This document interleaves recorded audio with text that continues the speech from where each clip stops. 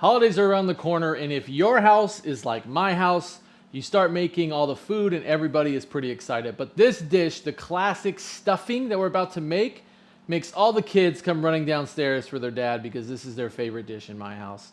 So let's hop into the cook and I'll show you how to whip this up for everybody at your Thanksgiving. First things first, we've got to cut up our bread. I highly recommend getting the country thick sourdough bread. It holds the moisture a ton better. So let's cut this up to 1.5 and get it ready for our baking dish. So we're gonna nice, easy cut right down the center here. Get a nice sharp knife, and then we're gonna pivot and make sure we just cut it down like this. Real simple, real easy. We're gonna dry this out in the oven. And that's what we want it to be for our stuffing. This is why it's way better than stovetop stuffer stuffing. Nothing against it, I used to eat it as a kid.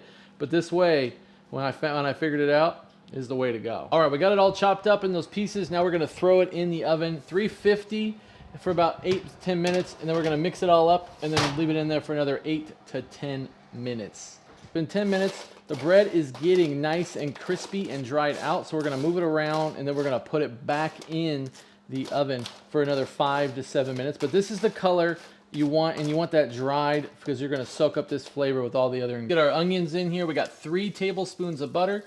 We're gonna pour in our onions. We're gonna get these all cooked up. Takes about 7 minutes on this to get them all translucent and ready to go. And then we'll add a garlic after that about 7-minute mark for a little bit of fragrance in there as well. So stir them around, let that all melt, let them cook on medium heat for 7 minutes. Been 7 minutes, we're gonna throw in our garlic, and then we're gonna throw in our salt and pepper. Get that nice seasoned up. We're going to put this garlic on for about a minute, guys. We're not going to go too long on it. We want to make sure we're all seasoned. And we're going to put this off to the side after about a minute. Get that nice stir in there. It's going to smell amazing. But about a minute. We don't want to burn that garlic. That's the goal. So, hey, we're halfway through cooking this nice classic stuffing for everybody. But first, I would like to say thank you to everybody for watching the video. If you have time, go ahead and click that subscription button. Turn that bell on. That tells you when the new video come out so you don't miss any recipes. And let's get back into the cook. We put those off to the side. Now we're gonna mix in our broth. Get a big bowl here. We're gonna mix in our milk. Nice and easy. Pour that in there. And then we're gonna crack our eggs. I got farm fresh eggs because I got chickens outside. So that's makes it easy for me. So regular store-bought eggs are fine too. So whatever you need, just 2 eggs goes in there. And then we're gonna put in some seasoning. We got the red pepper flakes. We got our parsley. And we got our sage. Get that all mixed in there. We got our thyme.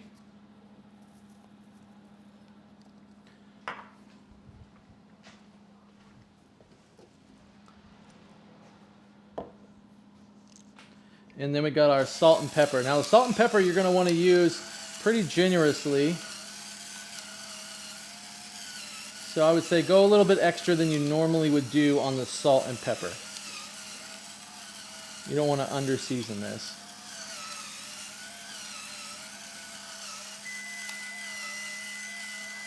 And that's our oven going off. We put our oven down to 375. It was at 350 for the bread, so now you're at 375. Let's do the salt.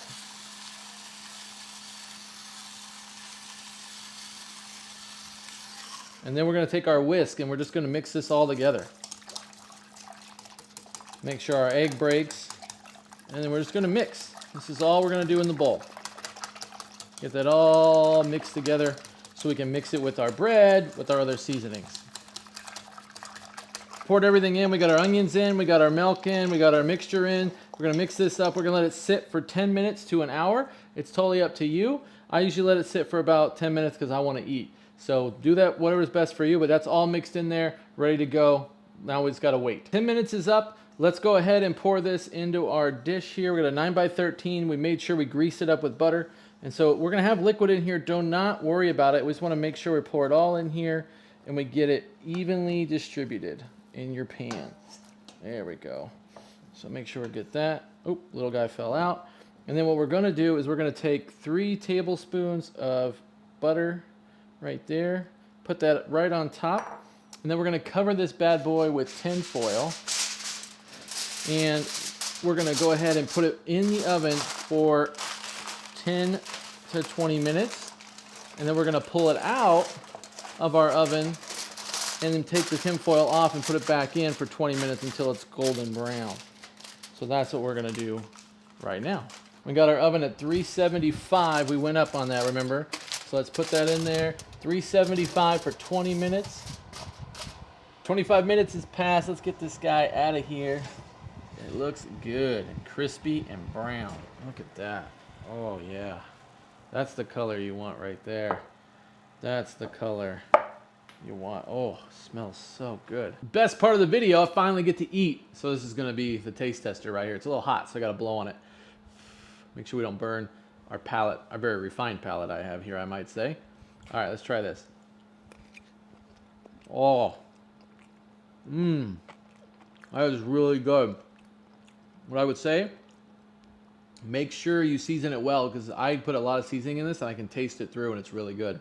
And hey, if you like videos like this, go ahead and click or tap the screen now for more recipes. And I'll catch you in the next cook.